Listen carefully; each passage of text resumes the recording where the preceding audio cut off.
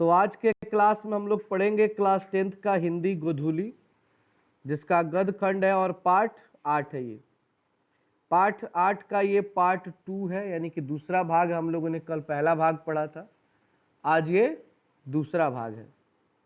पाठ का नाम है जित जित मैं निरखत हूँ और लेखक का नाम है पंडित बिरजू महाराज। लेखक नहीं बल्कि इनका एक इंटरव्यू चल रहा है। कल मैंने बताया था कि रश्मि वाजपेयी जो उनकी प्रथम शिष्या है, वो उनसे उनका क्या लेती है, इंटरव्यू लेती है, साक्षात्कार लेती हैं, उनके बारे में पूछती हैं। और कल बिरजू महाराज अपने पूरे बारे में रश्मि वाजपेयी को सारी बातें बताते हैं। तो आगे वो क्या क्या कहते हैं, चलिए देखते हैं। हाँ, 9.5 साल का था जब बाबूजी की मृत्यु हुई। यानी कि जब बिरजू महाराज की उम्र 9.5 साल की थी, तभी उनके पिताजी क्या हो गए, मतलब उनका निधन हो गया। उनके साथ आखिरी प्रोग्राम मैनपुरी में था मेरा। वे 54 साल के थे। मतलब मैनपुरी एक जगह है यूपी में, मैनपुरी का नाम आप लोगों ने कहीं सुना होगा। तो वहाँ पे इनका आखिरी प्रोग्राम था और उस प्रोग्राम के बाद उनके पिताजी की मृत्यु हो गई। उस समय उनके पिताजी की मृत्यु 54 वर्ष की थी। कितने वर्ष की थी? 54 वर्ष की। लू लग गई थी उन्हें। लू समझते हैं ना आप लोग? गर्मी के दिनों में गर्म हवाएं जो चलती है, तो अगर व्यक्ति को आवश्यकता से अधिक अगर लग गई तो शरीर की कोशिकाएं कमजोर पड़ जाती है, और ज़्यादा कमजोर पड़ जाती है तो व्यक्ति मर जाता है। तो उनको लू लग गई थी, जिसके चलते वो मर गए। तो यहाँ पे क्वेश्चन तैयार होता है कि बिरजू महाराज के पिताजी की मृत्यु जब हुई तो उस समय बिरजू महाराज की उम्र कितना था? 9.5 साल। और उनके पिताजी की मृत्यु कितनी थी? 54 साल। उनके पिताजी की मृत्यु होने का क्या कारण था? तो लू लगने के कारण उनके पिताजी की मृत्यु। तो 2-3 क्वेश्चन यही तैयार हो गए, ठीक है ना। और यहाँ इनकी जगह मैं नाचा था और उन्होंने भाव बताया उस समय, क्योंकि उन्हें बुखार था। यानी कि मैनपुरी में जो प्रोग्राम हुआ उस समय से ही उनका तबीयत क्या था, खराब था, बुखार आया था। तो उन्होंने मुझे बता दिया कि ऐसे ऐसे डांस करना है, और मैंने उनके जगह पर क्या किया था, डांस किया था। लू उन्हें मैनपुरी में ही लगी थी। लू कहाँ लगी थी? मैनपुरी में ही। वहां से हम लोग लौट कर आए तो 16-20 दिन रहे वो, यानी 16 से 20 दिन के बाद उनकी मृत्यु हो गई। कमजोरी आती गई। बाबूजी की यह आदत थी और मेरी भी आदत है कि अपना दुख और कष्ट ज्यादा किसी से कहता नहीं हूँ। मतलब देखिए, बहुत लोगों में आदत होता है कि अगर उनको कोई छोटा सा प्रॉब्लम लगेगा तो जल्दी घर वालों को नहीं बताते हैं कि वो लोग परेशान हो जाएंगे। होता है ऐसा, लोग इमोशनल होके करते हैं। ये गुण उनके पिताजी में भी था और ये गुण खुद बिरजू महाराज में भी है कि अगर कोई भी कष्ट होता है तो वो अपने फैमिली वालों से कुछ बताते नहीं हैं। तो ये भी जो बिरजू महाराज के पिताजी, उन्होंने कुछ बताया नहीं था कि उनका तबीयत खराब है। अगर बताइएगा तभी ना घर का लोग इलाज कराएंगे। इसलिए अगर कोई भी समस्या हो तो घर वालों से जरूर बताना चाहिए। ऐसा ना हो कि जब आप बताएं तो समय निकल चुका हो और इलाज कराने के बाद भी आप ठीक ना हो। क्योंकि दवा तभी तक काम करता है जब दवा के आप रेंज में रहिएगा। एक ऐसा टाइम आता है कि दवा भी काम करना बंद कर देता है। तो जरूर बताना चाहिए अगर कोई समस्या है तो।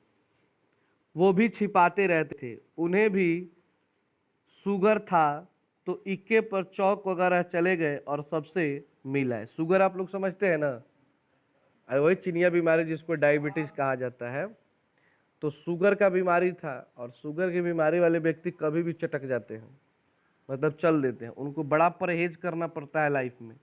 किसी भी चीज को खाने से पहले डॉक्टर का हिसाब रखना पड़ता है कि क्या खाना है क्या नहीं खाना है। लगभग समझिए एक शुगर वाले व्यक्ति को सब चीज माना हो जाता है, केवल नॉर्मली रोटी दाल खाइए, कहानी खत्म। इसके अलावा अगर ज़्यादा कुछ खाइएगा तो आप पे हमेशा डर रहेगा कि कभी भी शुगर का अगर लेवल हाई हो गया तो आप चल बसेंगे। अब इनको ये अनुभव हो गया था कि शायद मैं अब बचने वाला। तो चौक वौक पर होता है ना, जो दोस्त होते हैं, जान पहचान के लोग होते हैं, वो सबसे मिल आए। ऐसे ही चलो मिल लेते हैं, पता नहीं आदमी रहेगा कि नहीं रहेगा। जितने भी अमीनाबाद में थे, बाजार आदि में मिलने वाले, और सब ही प्यार करते उन्हें, वह उनके साथ आखिरी प्रोग्राम था। मुझे तालीम बाबूजी से ही मिली। तालीम मतलब शिक्षा। शिक्षा इन्होंने किससे ली थी? बाबूजी से। डांस उन्होंने किससे सीखा था? अपने बाबूजी से। गंडा भी बांधा उन्होंने मुझे।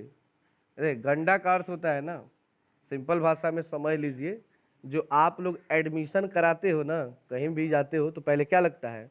एडमिशन चार्ज लगता है, और उसके बाद जैसे जैसे आप पढ़ोगे तो उसका फी लगता है। तो एडमिशन उसी को, मतलब नृत्य के क्षेत्र में या पहले के जमाने में लोग गंडा बांधना कहते थे। क्या कहते थे? तो उन्होंने गंडा बांधा था, मतलब एडमिशन इन्हीं के यहाँ हुआ था सबसे पहले। किनके यहाँ? इनके बाबूजी के यहाँ। जब बांधा तो अम्मा ने कहा, जब तक तुम्हारा लड़का मुझे नजराना नहीं देगा गंडा नहीं बांधूंगा। तो मुझे 500 रुपए के 2 प्रोग्राम मिले। जब 500 आया तो गंडा बांधा उन्होंने। मतलब मेरी माँ से उन्होंने कह दिया कि देखो भले ही मेरा लड़का है, लेकिन जब तक ये मुझे एडमिशन चार्ज नहीं देगा, फी नहीं देगा, मैं इसे नहीं सिखाऊंगा। क्योंकि बिना गुरु दक्षिणा के कुछ भी सिखाना एक प्रकार का पाप ही होता है। इसलिए गुरु दक्षिणा छोड़ना भी नहीं चाहिए और किसी को रखना भी नहीं चाहिए, चाहे वो कम हो अधिक हो। ऐसा मतलब एक शिक्षक और शिष्य के बीच का ये संबंध होता है, नहीं तो ये कर्ज बड़ा खतरनाक होता है, ऐसा माना गया है धर्म ग्रंथों में। तो इसलिए वो बोलते हैं कि वो पैसा मैं नहीं दूंगा, ये नहीं कि मैं अपने पॉकेट से दूंगा मुझे फिर दे दे। ये अपनी कमाई से पैसा लाए, मुझे दे, एडमिशन कराए, तब मैं पढ़ाऊंगा इसे। तब वो 2 प्रोग्राम करते हैं जिसमें वो 500 रुपया कमाते हैं। कितना रुपया? और उसी 500 रुपये से अपना एडमिशन करवाते हैं, गंडा बंधवाते हैं। किससे? अपने बाबूजी से एडमिशन मिल जाता है उनको। और कहा इसमें 1 पैसा नहीं दूंगा। उन्होंने कहा कि भले ही मैं तुम पे खर्च करता हूं, तुम मेरे बेटे हो, लेकिन ये पैसे मैं तुम्हें कभी नहीं दूंगा, क्योंकि मैंने तुमसे एक अपने बेटे के रूप में नहीं बल्कि एक शिष्य के रूप में लिया है। यह मेरा पैसा, मैं इसका गुरु हूं, और यह इसने मुझे नजराना दिया है। तो 500 रुपये देकर मैंने गंडा, तो मुझे और जगत कहार एक लड़का है लखनऊ में, मतलब 2 आदमी सीख रहे थे, एक ये थे और एक जगत कुहार नाम का एक लड़का था। दोनों को एक साथ गंडा बांधा, 2 आदमी का एडमिशन एक साथ हुआ था। तो शागिर्द मैं बाबूजी का हूं। शागिर्द मतलब होता है शिष्य, चेला। तो चेला ये किसके हैं? अपने बाबूजी के हैं। आगे है, फिर पिताजी की मृत्यु हुई, और उस समय मैं इतना छोटा था कि उनका दुख भी ठीक से समझ में नहीं आया। अब जाहिर सी बात है कि 6-7 साल 8 साल के बच्चों को अब कितना समझ में आएगा कोई मरता है तो क्या होता है घर में। आप लोग समझ सकते हैं क्योंकि आप लोग अब थोड़े बड़े हो गए हैं। उनके मरते ही हम लोगों के बहुत खराब दिन शुरू हो गए। जाहिर सी बात है, किसी के घर के भाई गार्जियन जो कमाने वाला, अगर उसका डेथ हो जाए तो उस घर में समस्या तो आनी ही है। क्योंकि कोई भी आपका कोई कुटुंब है, कोई जान पहचान वाला है, तो आपकी रक्षा और आपकी सेवा कुछ दिन तक कर सकता है, ज़्यादा दिन वो नहीं करेगा, क्योंकि हर कोई खुद में परेशान है। कोई भी ऐसा आदमी नहीं है, किसी का परिवार बताइए जो खुद में परेशान ना हो। हर आदमी अपने आप में परेशान रहता है। उधर शंभू महाराज जी का शौक, कर्जा लेकर खाना पीना, गालियां देना घर भर को। शंभू महाराज समझ रहे हैं ना कौन थे? बिरजू महाराज के चाचा ही थे। तो उनका आदत अभी छूटा नहीं है। उसी तरह दारू शराब पीना, मारा पीटी करना, गाली गलौज करना उनका चलता रहा था। उनके 2 बच्चों की मृत्यु भी लगभग उन्हीं दिनों हुई, और जब इनकी बाबूजी की मृत्यु हुई तो उसी टाइम में शंभू महाराज के 2 बच्चों की क्या हो गई थी? मृत्यु हो गई थी। यह सब उसी समय की बात है। बाबूजी की मृत्यु के साथ ही साथ पिताजी बहुत दुखी रहते थे उनसे। उसी समय मैं अम्मा को लेकर नेपाल गया। सोचिए, उस समय बिना पिताजी के मुजफ्फरपुर भी गए, अम्मा ले गई बांसबरेली भी। उस समय हालत थी कि 50 रुपये भी मिल जाए कहीं से तो बहुत है। पहले का सब पैसा हमारे टाइम तक खत्म हो गया था, कर्जदार बहुत हो गए थे। बाबूजी किसी का भी भला करने के लिए एक से लेकर दूसरे को दे देते थे, मतलब 100 लिए 200 दूंगा कहकर। यह उनकी अजीब सी आदत थी। मतलब बताते हैं कि जब बाबूजी मर गए तो हम लोग कई जगह गए, मतलब जहाँ जहाँ हमारे रिश्तेदार थे, नेपाल, मुजफ्फरपुर, राय बांसबरेली, ऐसे बहुत जगह गए जहाँ हमारे रिश्तेदार थे। ऐसा लगता था कि ये लोग मेरा कुछ हेल्प करेंगे, लेकिन किसी ने भी कोई ज़्यादा हेल्प नहीं किया। सोचिए 50 रुपये भी उन लोगों के लिए मुमकिन था कि 50 रुपया भी होता है तो आदमी कम से कम महीना दिन का काम किसी तरह चल जाता। अब 50 रुपये की बात थोड़ी इसका अर्थ है कि बात अभी की नहीं हो रही है।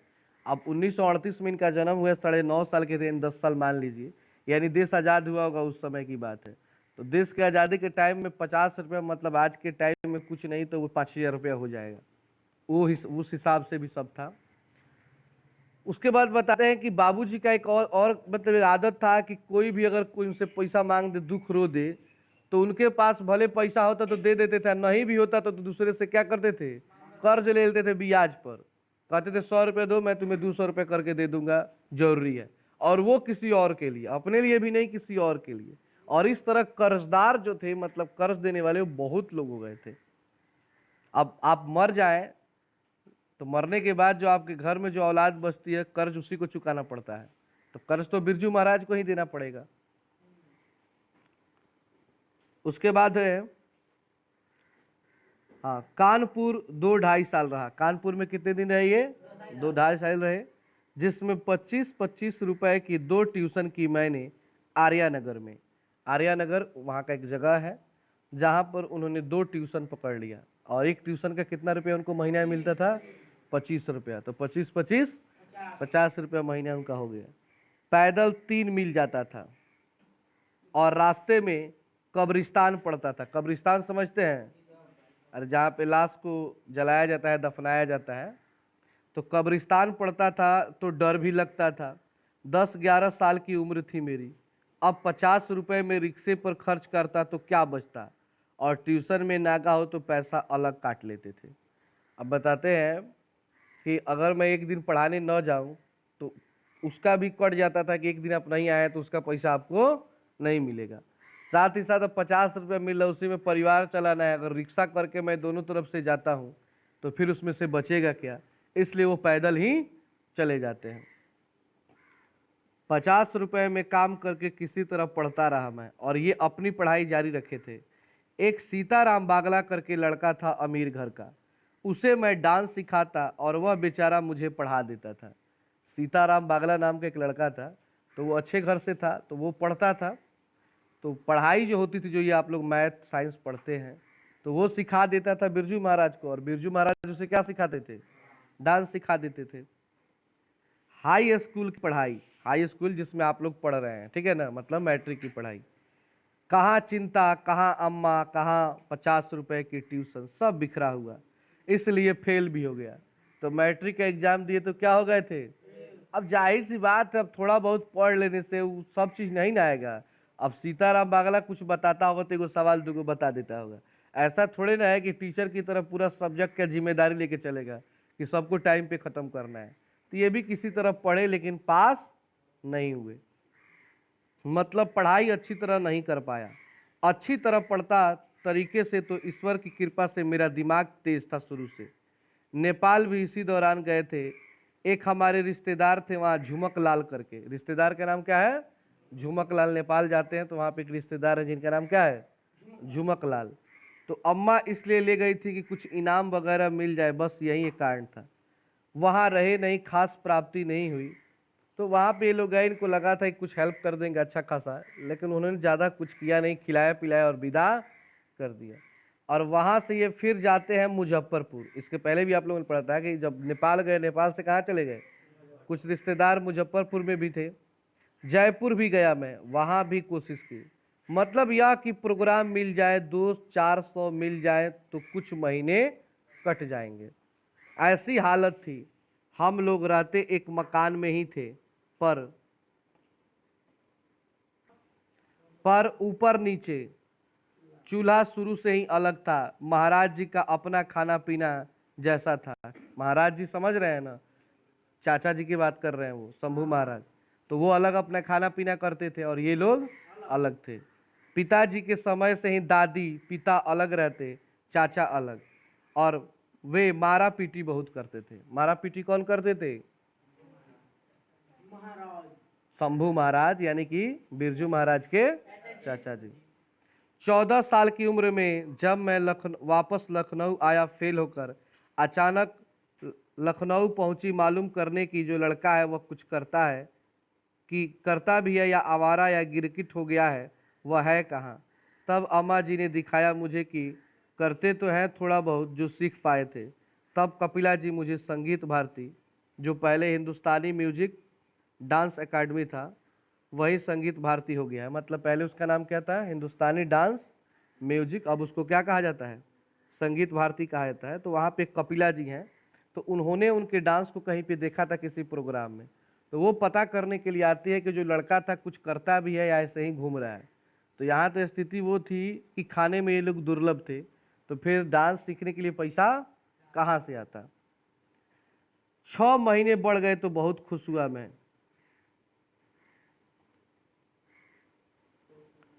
उस 250 रुपए मिलते थे और रहता था दरियागंज में एक दुछत्ती थी। जैन साहब का मकान। अम्मा जी को यह दुख, जैनियों का मकान है, लड़के को प्याज खाने को नहीं मिल रहा है। मतलब ये लोग जिस मकान में रहते थे वो जैन धर्म वालों का क्या था? मकान था। जैन धर्म समझते हैं आप लोग? जैसे बौद्ध धर्म, हिंदू धर्म, इस्लाम धर्म है ना, उसी तरह क्या है? जैन धर्म है।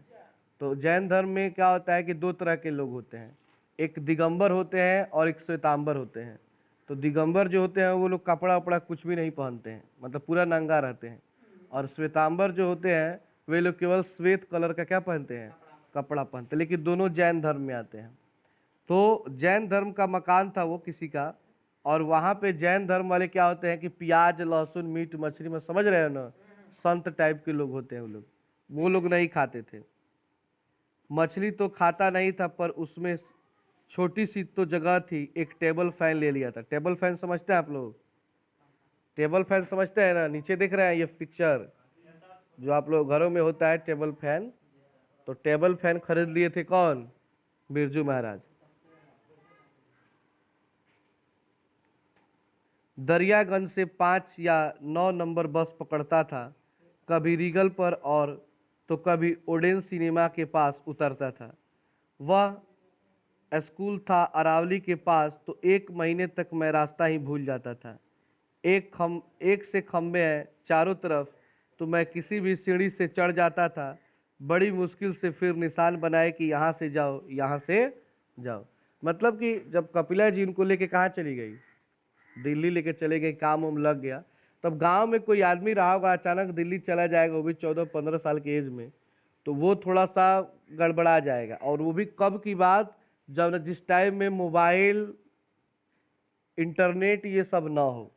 अभी तो क्या है कि आपको दिल्ली जाना है तो दिल्ली से तेज आप लोग गए हैं, सब चीज मोबाइल पे देख रहे हैं, वहां पे क्या क्या है क्या नहीं है। फिर भी जाइएगा अगर पहली बार, तो थोड़ा आप लोग मतलब उतना नहीं अच्छे तरीके से रह पाइएगा जितना वहाँ के लोग रहते हैं। और धीरे धीरे जब आप रह जाइएगा तो वहाँ का आदत बन जाएगा। कई जगह ऐसे होते हैं सरकारी भवन बने हुए हैं, एक ही जैसे सारे घर होते हैं, बिल्कुल एक जैसा, आपको 50 घर एक ही जगह दिख जाएगा। आपको ही समझ में नहीं आएगा किस घर से निकले थे किस घर में जाना है। तो वहाँ के लोग घर का नंबर याद रखते हैं कि फलानवा नंबर घर में जाना है, तो उस तरह से लोग जाते हैं। तो यही बताते हैं कि मैं जब जाता था अपना काम करने के लिए, तो रास्ते में मैं थोड़ा घबरा जाता था, किधर से आया था किधर निकलना है। तो कहीं कहीं चिन्हा लगा दिए थे कि यहाँ से पहले जाना है, फिर यहाँ जाना है, फिर यहाँ जाना है। और तब धीरे धीरे उनको प्रैक्टिस हो गया है कहाँ कहाँ जाना है। हाँ, एक घटना बहुत दुखदाई थी। शुरू में बाबूजी की मृत्यु के समय बिल्कुल पैसा नहीं था घर में कि उनका दाह संस्कार किया जा सके। बताते हैं कि सबसे खराब टाइम कब आया था? जब इनके बाबूजी की मृत्यु हुई थी। तो उस समय सोचिए, खाने के लिए पैसा नहीं था तो कजिया करने के लिए कहाँ से पैसा आएगा? 10 दिन के अंदर सोचिए मैंने 2 प्रोग्राम किए। सोचिए कि किसी के पिता मरे हों, उतने छोटा बच्चा है, लेकिन उसी 10 दिन के अंदर, क्योंकि कजिया क्या होता है 12 दिन के अंदर 16 दिन के अंदर करना पड़ता है, उसी 10 दिन में तुरंत वो गए, प्रोग्राम किए। जिसके घर में अगर कोई मरा हो उसको काम करने का मन करेगा, लेकिन फिर भी डांस की, और डांस जब किया जाता है, कोई व्यक्ति डांस करता है तो रोता तो है नहीं, वो हंसना पड़ता है, चाहे आपके अंदर कोई भी दुख हो, क्योंकि रोइएगा तो कोई आपको देखेगा ही नहीं, दुख जताइएगा तो कोई आपको देखेगा नहीं। तो 2 प्रोग्राम किए, और 2 प्रोग्राम करने के बाद 500 रुपये इकट्ठे हुए। कितने रुपए? तो 10वां और 13वीं की। 10वां माने 10 कातर जो मुड़ी छिलाता है, और 13वीं मतलब जो ये कजिया होता है। बाहर मित्रों आदि को भी शायद अंदाजा नहीं रहा होगा कि घर की ऐसी हालत है। जो भी हो, यह अच्छी तरह याद है कि पिताजी का मरना, फिर उन 10 दिनों में मेरा नाचना और पैसे इकट्ठे होना, और उनसे ही 10वां 13वीं का इंतजाम होना, यह मुझे अच्छी तरह याद है। उससे बड़ा कष्ट और कुछ नहीं हुआ होगा। देखिए, मनुष्य के जीवन में क्या होता है कि दुख अगर आएगा तो उसके दिमाग से वो जीवन भर नहीं निकलता है। आपके जीवन में अगर कभी भी कोई बड़ा सा सदमा आएगा, कोई बड़ा दुख आएगा, आप उस समय को कभी नहीं भूल पाइएगा। लेकिन सुख, अच्छा से अच्छा सुख आएगा, आप धीरे धीरे करके कुछ समय बाद उसे भूल जाएंगे। लेकिन दुख कभी आदमी नहीं भूल पाता। इतने बड़े पद पर चले गए हैं, फिर भी उनको वो टाइम याद है कि जब उनके बाबूजी मरे थे तो कितनी स्थिति इन लोगों की खराब हुई थी। उसके बाद इनके जीवन में धीरे धीरे सुख आता गया, उसमें से याद हो या न हो, लेकिन दुख आदमी कभी भी भूलता नहीं है। ऐसी हालत में मैं नाचने गया। मेरा ख्याल है कानपुर या देहरादून, ऐसी जगह लखनऊ से वहां गया। नहीं नाचता तो पैसा कहाँ से आता। यह बहुत बड़ा दुखद वक्त था। बहरहाल जब 14 साल का था तो संगीत भारती आया। कहाँ गया जी? फिर जब 1 साल के हो गए तो कहने लगे अब तुम परमानेंट हो गए। परमानेंट आप लोग समझते हैं? मतलब कोई भी आदमी कोई कंपनी में काम करता है तो उसे कंपनी चाहे तो हटा सकती है, लेकिन जब व्यक्ति उसी कंपनी में क्या हो जाए, परमानेंट हो जाए, तो उसे कंपनी भी नहीं हटा सकती है। ऐसा, इसी को कहते हैं परमानेंट, मतलब हमेशा के लिए फिक्स हो जाना। मैंने वहां 4.5 साल काम किया। संगीत भारती में कितने साल काम किए थे? संगीत भारती में सबसे बड़ी कमी थी कि गुप्ता जी भरतनाट्यम, मणिपुरी आदि वालों को तो कहते थे, पर बनाकर ग्रुप फिट करो, ये करो वो करो, और समझते थे कथक में 8 मिनट का रानी करना का सोलो करवा दो, बस वही काफ़ी है। मतलब एक गुप्ता जी करके उसमें कोई व्यक्ति हैं, तो वो ज़्यादा ध्यान देते हैं उन बच्चों पर जो बच्चे भरतनाट्यम मणिपुरी सीखते हैं। कथक सीखने वालों पर वो ज़्यादा ध्यान नहीं देते हैं। और कथक के लिए फेमस कौन थे? बिरजू महाराज थे। तो इनको ये अच्छा नहीं लग रहा था कि ये डांस पर ये ज़्यादा जोर क्यों नहीं दे रहे हैं। जैसे कि कथक एक प्रकार का डांस है, उसी तरह भरतनाट्यम और मणिपुरी भी क्या है, डांस है। तो मुझे बहुत दुख होता था कि मैं कर सकता हूँ और मुझे करने नहीं देते। इसी धर्म संकट में मैंने नौकरी छोड़ दी। करीब 56 के आसपास, 56 के आसपास समझते हैं, 1956 के आसपास लगभग 8 महीने अलग रहा। मैं लखनऊ चला गया था, बस ऐसे ही।